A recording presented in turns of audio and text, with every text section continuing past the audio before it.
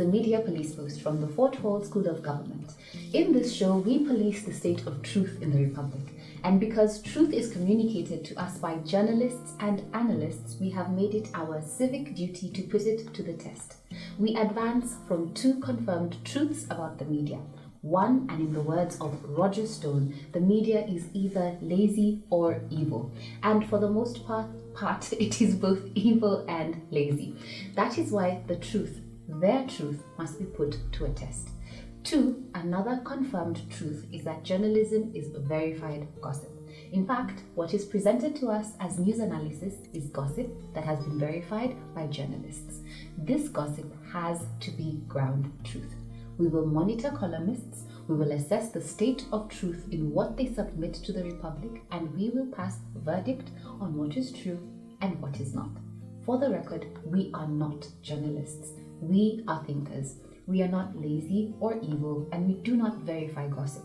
What we give you is the truth that sets you free.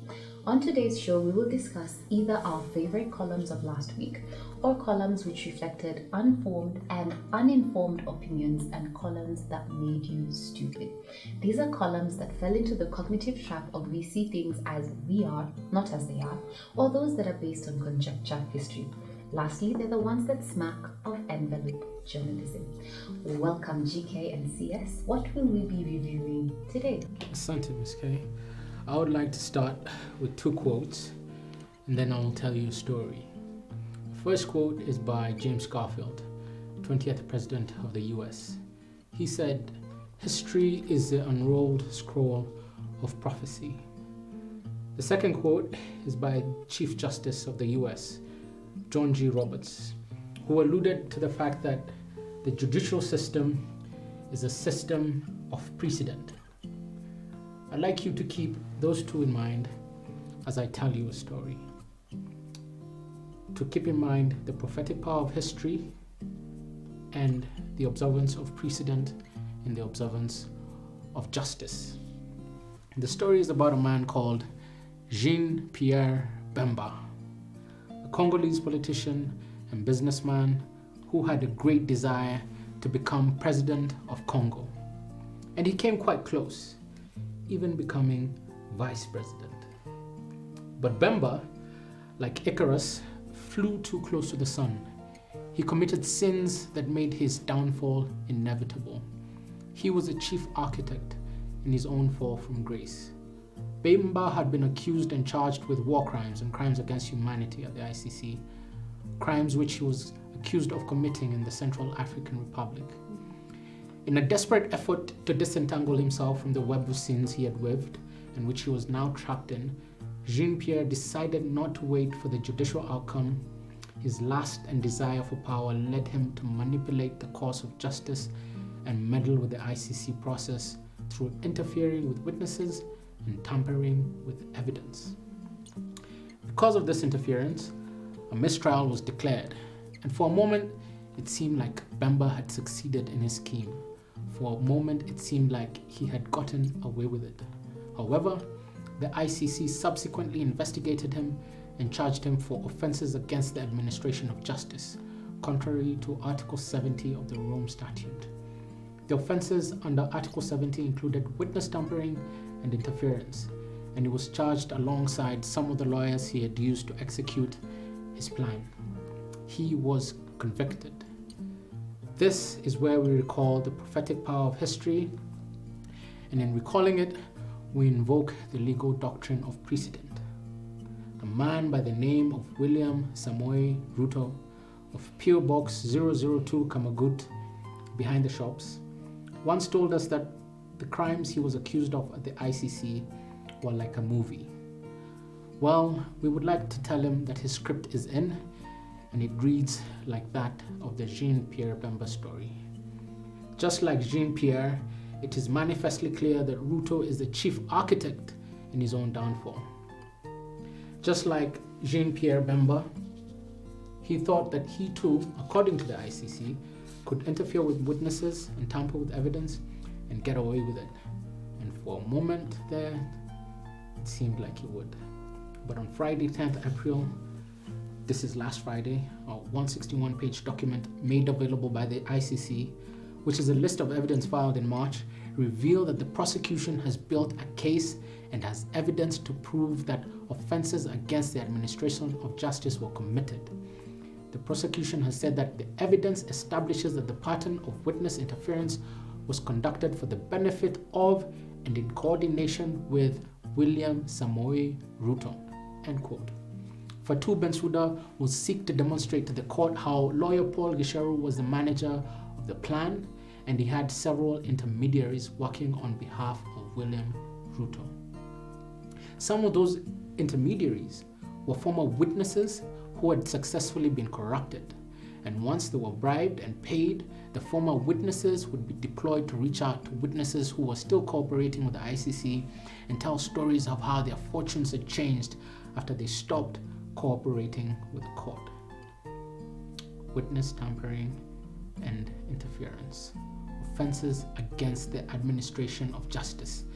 This is what will melt the wax off the wings of Ruto and lead to the inevitable fall of Icarus from his temporary throne in the sky.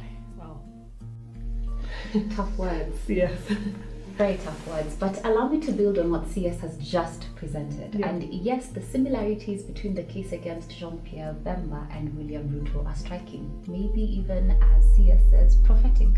And it is possible that the ICC is ready to take a second look at the DP's case. And maybe this time they're better prepared to hear it to its full conclusion. I don't know. Well, I think so. Let me consider some facts. On 2nd November 2020, Kenyan lawyer Paul Gisharu surrendered to the ICC. He was responding to an outstanding ICC warrant for his arrest that had been in place since March 2015. Paul Gisharu's crime, witness tampering, and the administration, offenses against the administration of justice. And he was doing this in the case against Deputy President William Ruto. Remember that this was the main reason for the mistrial in that case. Now, the ICC has tabled a massive amount of evidence against Paul Gisharu as the chief witness intimidator.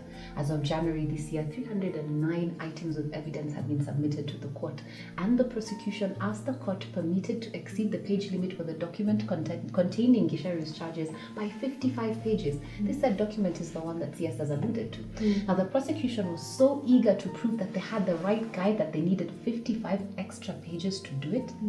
The critical question we must ask here is, if Paul Gisharu is found guilty, what does this mean for William Ruto?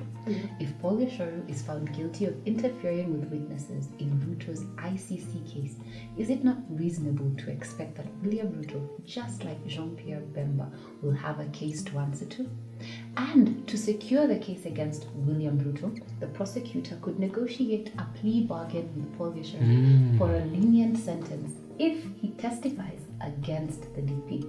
In fact, in a twist of irony, the DP could be called back to the ICC and prosecuted by his former defense lawyer, Karim Khan. The DP's lawyer, the one who got his case thrown out the last time, will take over from Fatu Bensouda as the ICC prosecutor in June this year.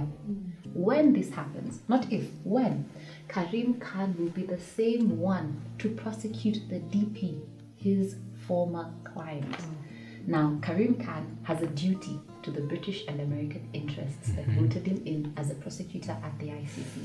He must prove that the ICC is not a waste of activist imagination and international funding. He must prove that the ICC can secure convictions. Now, the legal gods have granted him a golden opportunity to prove that the ICC is not a toothless dog whose bark is as useless as its bite. Now, if I were the new ICC prosecutor, even if it was my former client, I would make a deal with Paul Gisharu and aim it straight at the DP. Wow. Shots fired. So I guess we wait to see the events unfolding. So today I'd like to address this Ruto-Raila alliance once again. I think it's been in the paper and in the news headlines. So a few weeks ago, I offered that the presidency was Raila's to lose.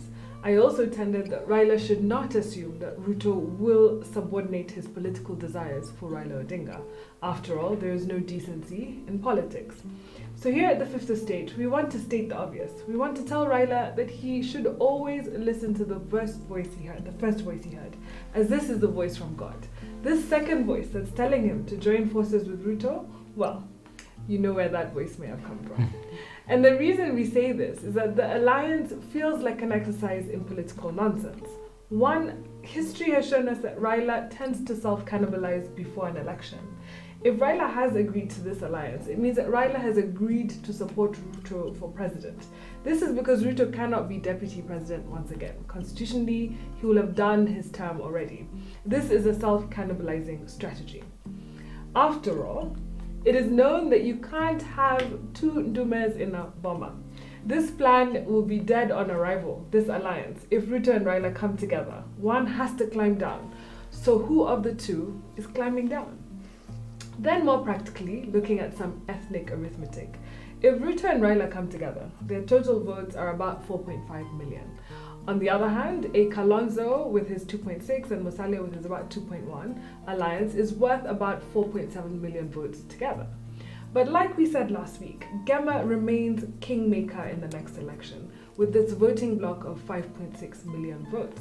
This means that were they to come behind Matiang'i, for instance, and his 1 million Kisis, or were they to throw their support behind a man with the head of a coconut, this person would be made president. Lastly, some food for thought. Perhaps Raila is doing what any astute political actor would do. After all, Uhuru never actually promised to make Raila president. What they discuss, we are told, is purely BBI Mananos. Or is it? Some food for thought for you. You're telling us that Raila has not learned anything. In fact, the older we get, the more certain our ways we become. Repeating history. Don't repeat the sins of the past. Speaking of repeating history, you know what happened to Jean-Pierre Bemba once he was convicted by the ICC? Yeah. The Constitutional Court in Congo barred him from running for the presidency. So I think there's a provision that says that if you are tried and convicted of any crime, that you are barred from having such an office. And that falls in our constitution as well. The plot thickens. It does. Thank you for joining us on the Media Police Post. Don't worry, columnists, we're still watching. Join us next week.